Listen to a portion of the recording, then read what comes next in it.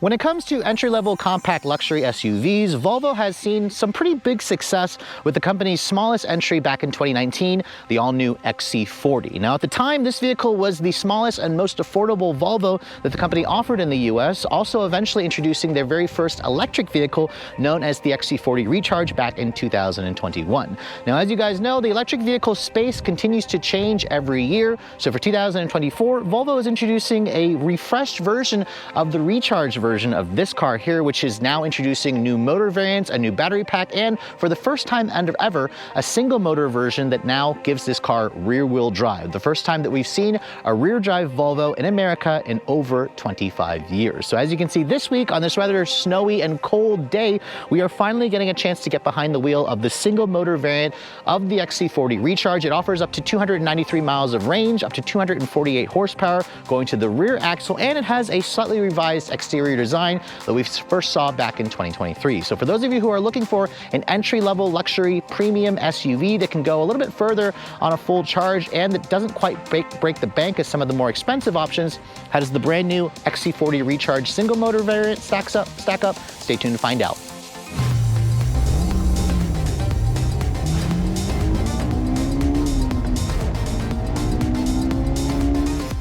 Now, before we start talking about the exterior styling changes that Volvo introduced back in 2023, let's go ahead and pop the hood and show you guys what's powering this thing. Now, a lot of EVs offer a frunk, and I'm pretty happy to report that Volvo continues to offer a frunk in this car, although it is a little bit of a small frunk.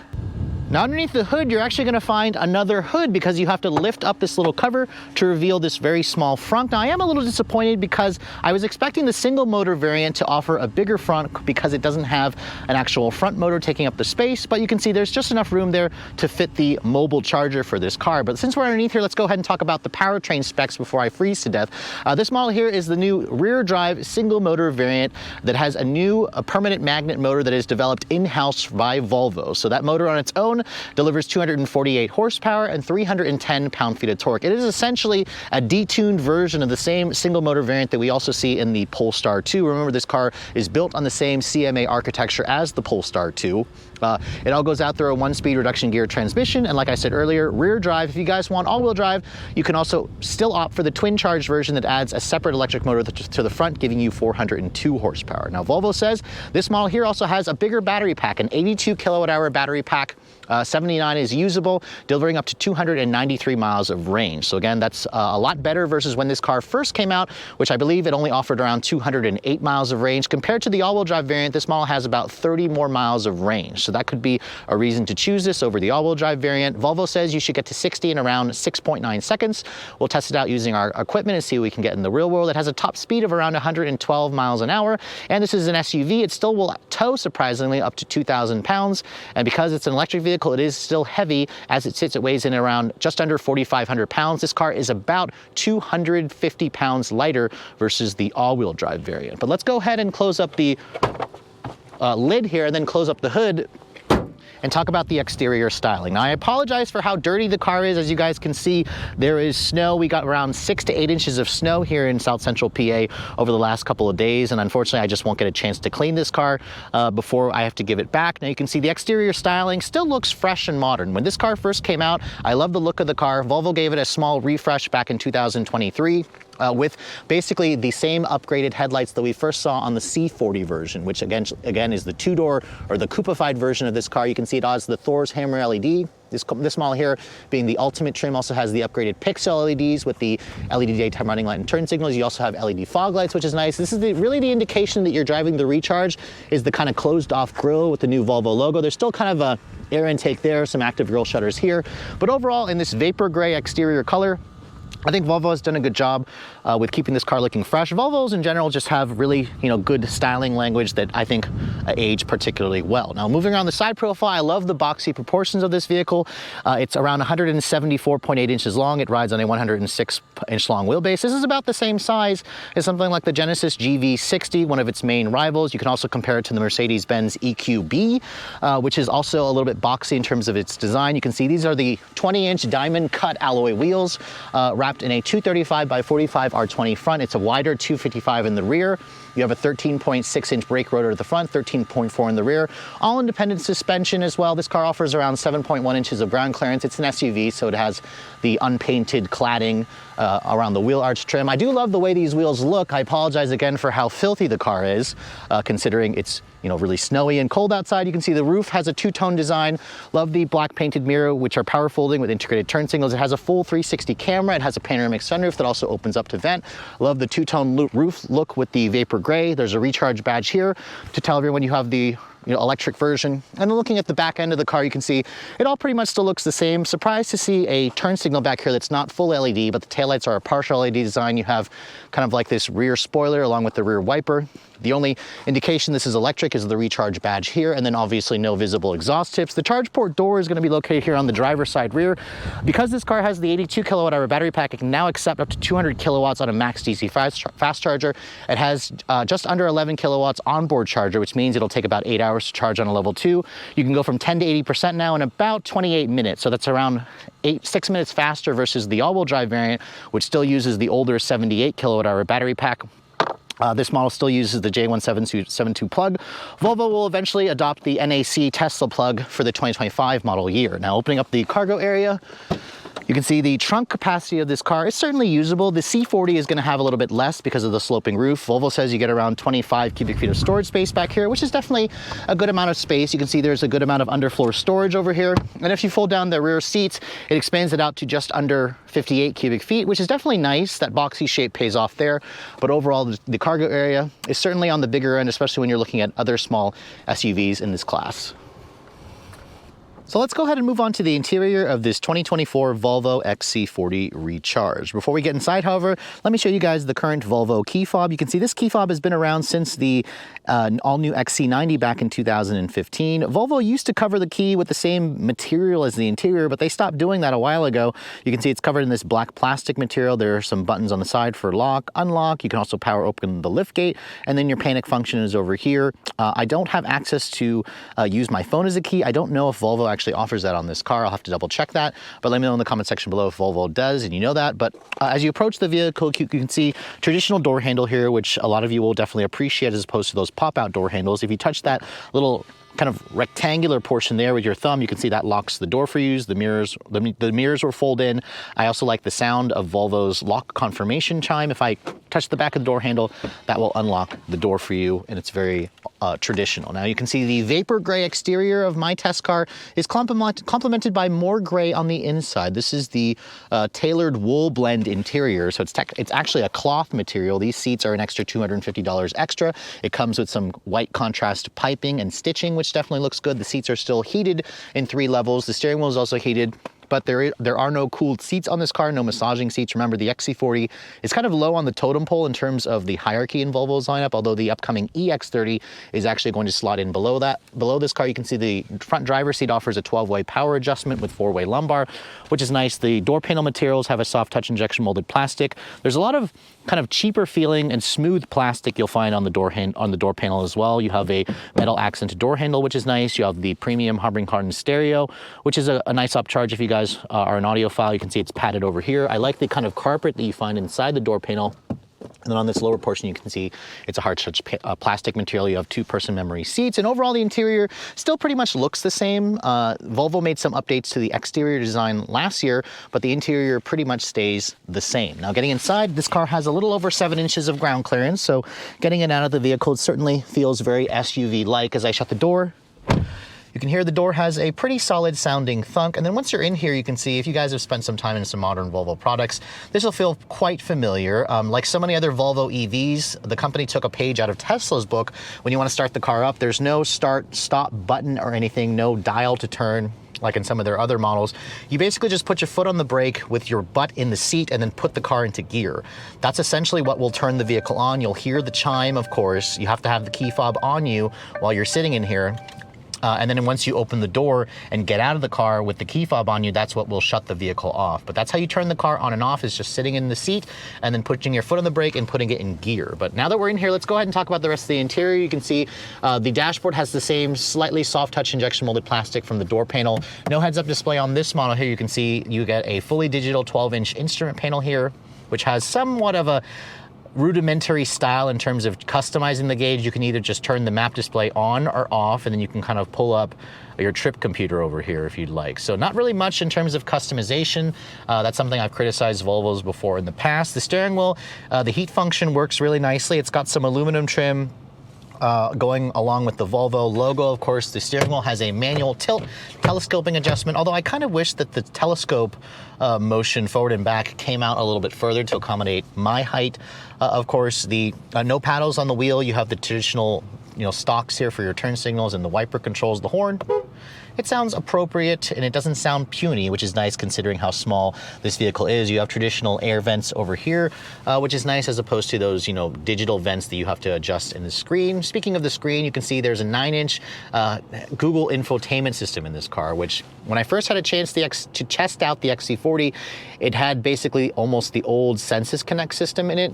It didn't even have Apple CarPlay or Android Auto because Volvo said it was coming in an over-the-air update. You can see it still has the 4 quadrants. This is the dedicated home button. You can also push that. It'll show you all different other sources and widgets you can access, of course, via satellite radio. Google is now powering the navigation system, which, as you can see, it shows you basically Google Earth with the satellite view. It's basically what you expect to find in like your computer, which is nice. In fact, if you guys go back to the home screen here, let me go ahead and pull up the CarPlay. You can see there's my phone connected. It's not wireless CarPlay, however. I have to connect it via this USB-C connection, but you can see it takes up the entire screen, and it looks pretty good, although this 9-inch display is starting to look a little bit small. Although in this vehicle, considering how small it is, it looks appropriate, but in some of the bigger Volvos, the screen's definitely looking small. You can see if I go to the GPS display for Google, it looks practically the same as the Google display that's built into the car, as you can see. And this will also find charging stations nearby. It'll take you along the same routes as chargers. If you guys put it into the GPS, let you know how much charge you'll have when you get there. Of course, that's all very nice. If I put the vehicle into reverse, you can see there's your backup camera. It's a little dirty. I apologize. The car has been covered in snow and salt. Go to the 360 view. You can see a top-down view. The camera quality and the resolution is about what I expected from this car. Not quite as impressive looking as I've seen in some European vehicles, so that's something to keep in mind. If I want to swipe down here, you can see there's how you can adjust a couple of settings. Most of you at times you'll hit the settings icon there, and this is where you can adjust all these other programs and whatnot. The drive modes, it's either standard or off-road. There is no physical drive mode selector here anymore. Which is something that Volvo has been removing over the years. So you can also adjust the lane keep assist here. You can also turn on and off your one-pedal drive. You can adjust the steering feel, but that's really it. It's basically just put it in drive and just hit the accelerator, and that's what's going to take you, to and where you need to go. You can also go into your charging limits here. You can set, a maximum amount. 90% is what Volvo recommends to preserve the battery, of course. Down here you can see you have a volume knob, you have an actual button here for your hazards and some buttons for your front defrost and rear defogger, and a skip button here. You have a wireless phone charging pad down here, along with the two USB charging ports. There's a nice crystal shifter here. This is included with the Ultimate package. Volvo has redesigned this to where before you had to kick it up twice to go to drive or reverse. Now it's just a single motion, which I'm glad that Volvo made that change because they're kind of listening to feedback from actual owners. You can see there's it looks like an ashtray over there. The piano black plastic here definitely shows a lot of scratches and fingerprints, so keep that in mind. Decent sized cup holders. This right here is actually a trash can. You can actually pull it out and reveal a slightly larger center console bin area, but this is a nice little touch for those of you who take a lot of road trips. You can see the storage there is a relatively good size given the size of the vehicle. It's a nice padded leather covered armrest, of course. And then you can see the tailored wool blend seats. I have a love-hate with these because I think they look cool, but I don't really appreciate a cloth seat in a vehicle that has a luxury badge. The other thing I don't really like is this kind of plastic trim piece here that you'll find on the door panel and on the dash. Thankfully, it does present a topography style illumination at night with the ambient lighting. I think it looks very cool at night. It certainly looks very different, and it looks a lot better at night because during the day you can see there's just a lot of cheapy plastic looking materials here. So that's something to keep in mind if you guys prefer wood, you prefer, a more interesting, metal trim, for example. But overall, the interior is definitely still a nice place to spend time. You can see the glove compartment is damped, but not lined with felt. It's a bin style. You have an auto dimming rear view mirror, but no digital camera rear mirror. You have, LED map lighting, cloth material on the headliner. There's also a big panoramic roof that also slides open to vent, and there's also a shade that you can close. So I think Volvo has done a good job with keeping the interior fresh. It has a nice high seating position. It feels relatively spacious in this car considering the size. If anything, I'm looking forward for Volvo to kind of add wireless CarPlay and give us a all-new infotainment system with a much larger screen. But let's go ahead and hop into the back seat and show you guys the space, because the XC40 Recharge is also pretty good here, considering how small it is on the outside. You can see if I open the door opens up somewhat large. I think the opening could be a little bit larger if you guys want to put car seats back here. Door panel materials are the same soft touch materials. You can see that topography map trim is not carried over into the back seat. You do have aluminum accented door handles. The seats, they do fold down in a 60/40 manner. It almost creates a flat floor. They don't, however, recline. That's something that some competitors do offer, not in the XC40 Recharge. And Volvo says you have around 36 inches of legroom back here, which is usable. It's not a lot, but it's certainly, very, very usable for somebody my height at 5'7". You can see this is where I'd have the seat to drive. There's good foot space underneath here, decent leg room.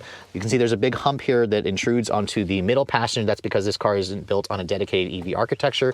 You do have rear seat air vents, which is nice. You also have 3-level heated rear seats, which is also a nice touch. You have 2 storage cubbies, and then if you fold down this armrest, you can see there's 2 cup holders as well. The wool material definitely feels nice back here. And you even have the fabric material in the actual door panels, which is good. Headroom space, you can see for my height, the headrest feels good. And then my head comes relatively close to the ceiling. So if you're over 6 feet tall, this might be a little bit on the low end. Keep in mind, there's also the C40, which has an even lower roof. But overall, for a small SUV, the back seat has decent amount of space. But for the middle passenger with this hump, it's going to be a little bit more of a tight squeeze.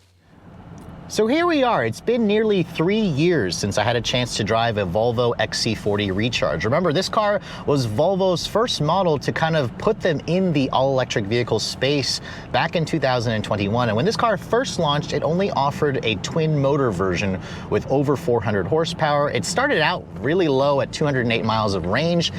Today we're driving the new rear drive single motor variant, which is new for 2024. It marks the first time that Volvo has come back to rear drive since the early 90s.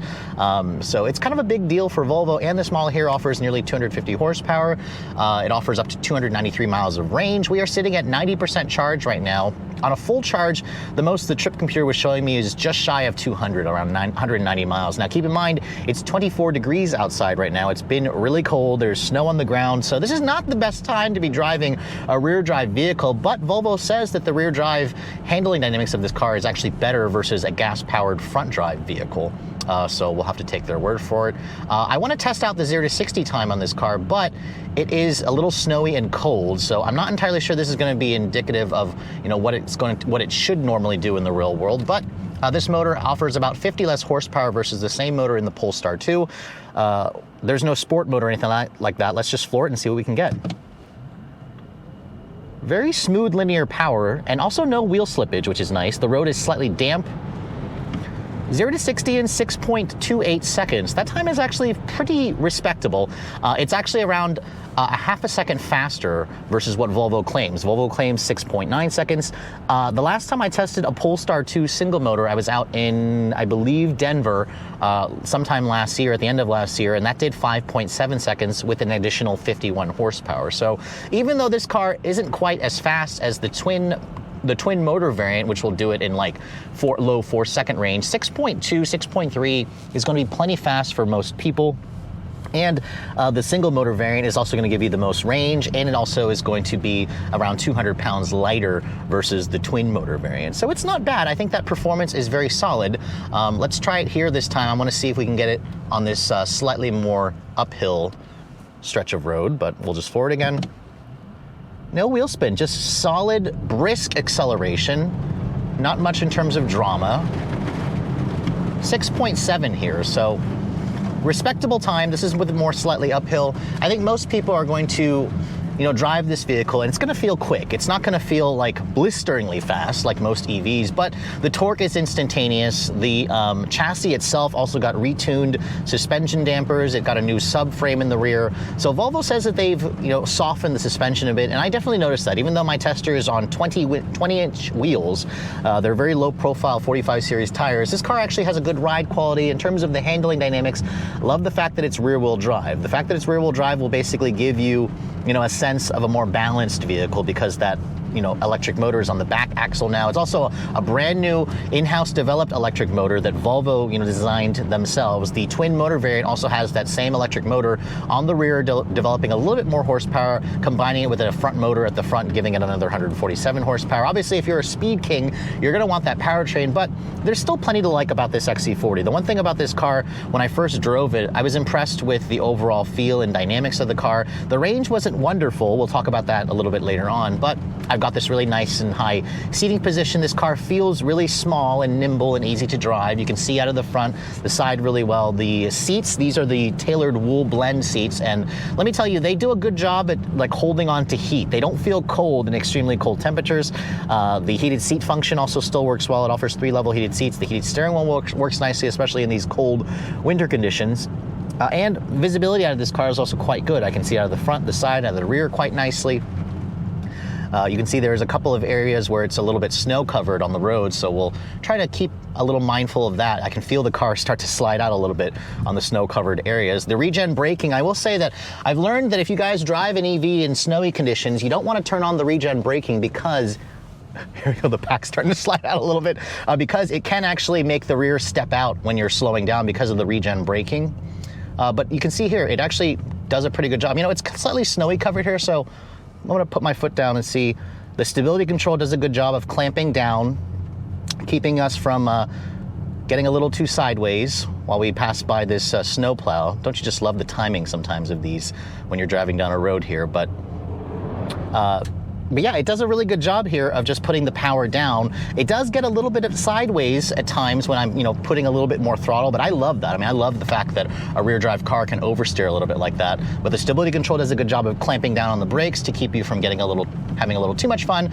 But I'll show you here, when I lift off the brake, actually, it's not quite as slippery here, so the back isn't getting a little sideways, which is nice, but you can feel the anti-lock brakes work a little bit there, but it still comes to a stop. We'll accelerate here. Back steps out slightly, but then the stability control is clamping and you can feel it kind of, it's comical, it's fun. For somebody, I personally have done many schools where I've driven on ice tracks. I've done some, winter driving courses, so I kind of understand the principles and what you're supposed to, what the do's and don'ts are supposed to be when you're driving in winter conditions. But for those of you who are wondering, can I get around in this car in the wintertime, even though it's a single motor variant? You can, but I will say that for an extra $1,800, you can get the all-wheel drive variant, which I think is probably worth the money.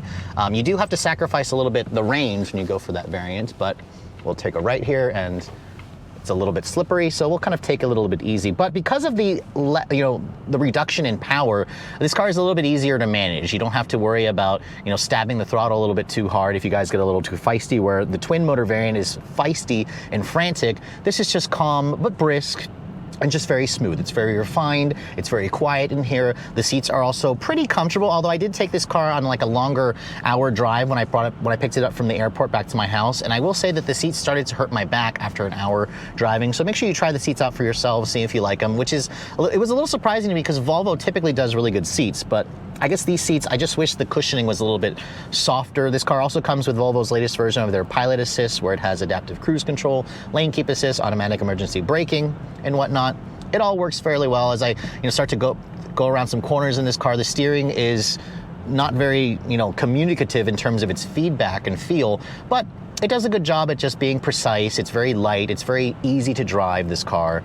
So I think Volvo kind of nailed it. I love how small this car is, and it's also going to get me wondering, what is the EX30 going to be like? Because you can also buy the new upcoming EX30 for almost $20,000 less than this car, which is kind of crazy to think. That car technically has, almost the same range, a little bit more horsepower but less torque, but it's also around 8 inches smaller. So I'm hoping to be able to drive one of those sometime later this year.